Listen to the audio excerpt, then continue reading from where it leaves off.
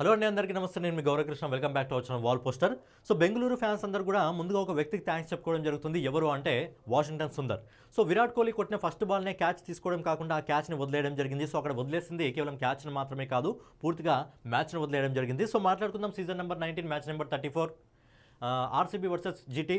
Venue వచ్చేసి Chinnaswamy stadium. Toss గెలిచింది ఎవరంటే రాయల్ ఛాలెంజర్స్ బెంగళూరు. టాస్ గెలిచి ఫీల్డింగ్ అయితే తీసుకోవడం జరిగింది. బ్యాటింగ్ ఆహ్వానించింది గుజరాత్ టైటన్స్ని. సో గుజరాత్ టైటన్స్ దగ్గర మనం ఫస్ట్ నుంచి మాట్లాడుకుంటుంది ఒకటే ఏంటంటే, గుజరాత్ టైటన్స్ దగ్గర మెయిన్ 3 పిల్లర్స్ మాత్రమే: సాయి సుదర్శన్, జాస్ బట్లర్, గిల్. వీళ్ళు ముగ్గురు కానీ ఆడకపోతే తర్వాత మిడిల్ ఆర్డర్లో ఎవ్వరు కూడా ఆడరు. కాకపోతే నిన్నటి మ్యాచ్లో ఏంటంటే సాయి సుదర్శన్ మళ్ళీ ఒక క్లాస్ ఇన్నింగ్స్ అయితే ఆడడం జరిగింది. ఈ సీజన్లో బేసిక్గా సాయి సుదర్శన్ ఒక్క సెకండ్ మ్యాచ్లో మాత్రమే కొంచెంగా అదిరిపోయే పర్ఫార్మెన్స్ చేయడం జరిగింది. మిగతా అన్ని మ్యాచ్లో కూడా సాయి సుదర్శన్ చేతులు ఎత్తడం జరిగింది. సో సాయి సుదర్శన్ ఈ సీజన్లో మనం ఒకసారి చూసుకున్నట్టయితే మొదటి మ్యాచ్లో 13 రన్స్ చేయడం జరిగింది. తర్వాత మ్యాచ్లో రాజస్థాన్ రాయల్స్ మీద 73 పరుగులు చేయడం జరిగింది. ఆ తర్వాత 12, 15, 22 మన లాస్ట్ ముంబైతో డకౌట్. అలాగే ఈ రోజు మ్యాచ్లో 100 పరుగులు చేయడం జరిగింది 58 బాల్స్లో. సో అద్భుతంగా ఆడడం జరిగింది. 11 4లు 5 6లతో 172 స్ట్రైక్ రేట్తో 100 పరుగులు చేసి జాస్ హెసెల్వుడ్ బౌలింగ్లో అయితే దొరికిపోవడం జరిగింది. బట్ ఏంటంటే ఒంటరి పోరాటం చేశాడని చెప్పొచ్చు. ఎందుకంటే మిగతా బ్యాటర్స్ ఎవరు కూడా అంతగా కాంట్రిబ్యూట్ చేయలేదు, కానీ ఒంటరి పోరాటం చేశాడని చెప్పొచ్చు. ఇక కెప్టెన్ శుభ్మన్ గిల్ 32 పరుగులు చేయడం జరిగింది. జాస్ బట్లర్ 25 పరుగులు చేయడం జరిగింది. వాషింగ్టన్ సుందర్ 19 పరుగులు చేయడం జరిగింది. అలాగే జసన్ హోల్డర్కి ప్లేయింగ్ లెవెల్లో అవకాశం దొరికింది. అవకాశం దొరికినందుకు లాస్ట్ ఓవర్లో 2 6లు, ఒక 4 అలా ఒక 20 పరుగుల వరకు తీసుకురావడం జరిగింది. అందుకే జీటీ 20 ఓవర్లలో 3 వికెట్లు నష్టపోయి 205 పరుగులు ఆ గౌరవప్రదమైన స్కోర్ చేయడం జరిగింది. బట్ ఏంటంటే చిన్నస్వామి స్టేడియంలో 205 పరుగులు అంటే చాలా తక్కువ. ఆపోజిట్లో ఆర్సీబీ లాంటి డేంజర్ టీం ఉన్నప్పుడు. ఎందుకంటే బ్యాటింగ్ లైనప్ చూస్తుంటే చాలా సాలిడ్గా ఉంది. మనం ఈ సీజన్ ఈ ఐపీఎల్లో ఈ సీజన్లో ఏంటంటే బ్యాటింగ్ లైనప్ చాలా డెప్త్గా ఉన్న, అంటే 1 to 8 వరకు బ్యాటింగ్ డెప్త్ ఉన్న టీం ఏదంటే ఖచ్చితంగా ఆర్సీబీ అని చెప్పుకోవచ్చు. సన్ రైజర్స్ హైదరాబాద్ కూడా ఉంది. బట్ సన్ రైజర్స్ హైదరాబాద్ ఏంటంటే బ్యాటర్స్ అందరూ ఫామ్లో లేరు, కొంతమంది మాత్రమే ఫామ్లో ఉన్నారు. బట్ ఆర్సీబీలో ఏంటంటే అందరు బ్యాటర్స్ కూడా ఫామ్లో ఉన్నారు, అదిరిపోయే రేంజ్లో పర్ఫార్మెన్స్ చేయడం జరుగుతుంది. సో ఏంటంటే అలాంటి బ్యాటింగ్ లైనప్ ఉన్నప్పుడు మనం కేవలం 205 స్కోర్ ఇస్తే అది సరిపోదు.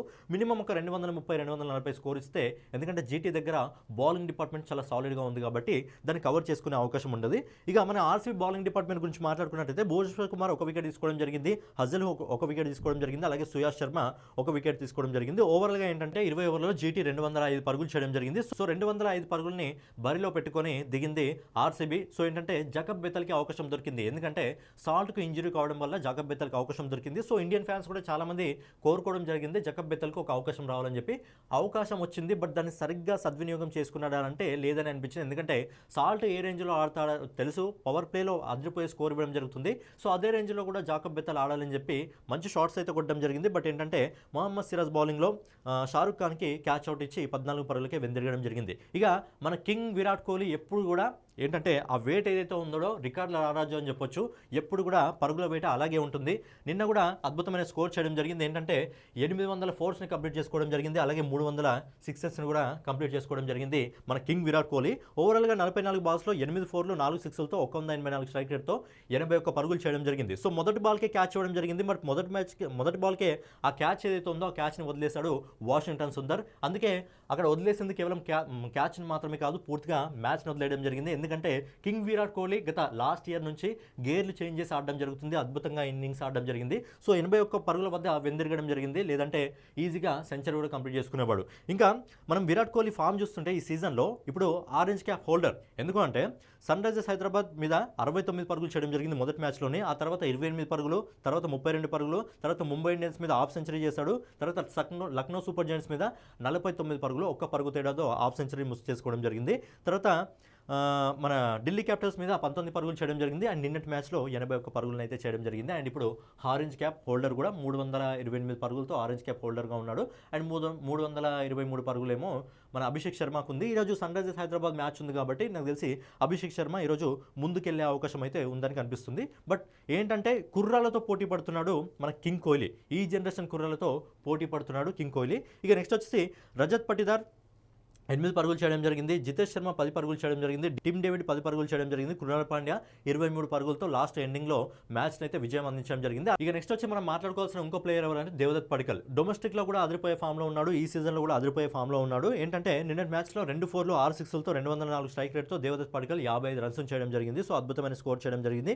దేవదత్ పడికల్ కూడా ఫస్ట్ 2 మ్యాచ్లో మంచి ఫామ్లో ఉన్నాడు.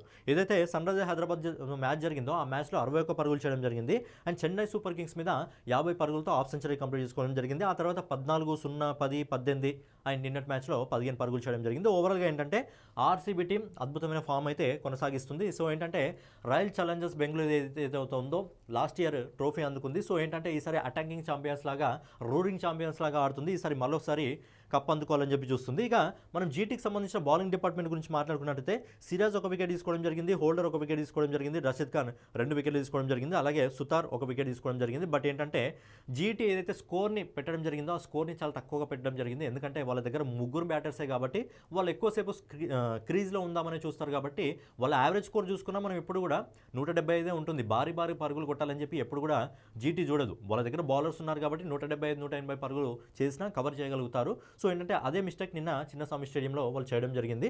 ఇక ఇప్పుడు పాయింట్స్ టేబుల్ గురించి మాట్లాడుకున్నట్లయితే ఆర్సీబీ 7 మ్యాచ్లు 5 మ్యాచ్లు గెలిచి ఇప్పుడు 10 పాయింట్లతో 2వ స్థానంలో ఉంది. అలాగే గుజరాత్ టైటన్స్ 7 మ్యాచ్ల్లో 3 మ్యాచ్లు గెలిచి 6 పాయింట్లతో ఇప్పుడు టేబుల్లో 7వ స్థానంలో ఉంది. ఓవరాల్గా ఏంటంటే నిన్నటి మ్యాచ్లో సాయి సుదర్శన్ సెంచరీ చేయడం జరిగింది. బట్ ఆ సెంచరీ వృధా అయిపోవడం జరిగింది. అలాగే కింగ్ కోహ్లీ కూడా 81 పరుగులు చేయడం జరిగింది. అలాగే దేవదత్ పడికల్ 55 పరుగులు చేసి టీంకి ఒక విజయాన్ని అయితే అందించడం జరిగింది. సో అద్భుతమైన ఫామ్లో అయితే ఉన్నారు.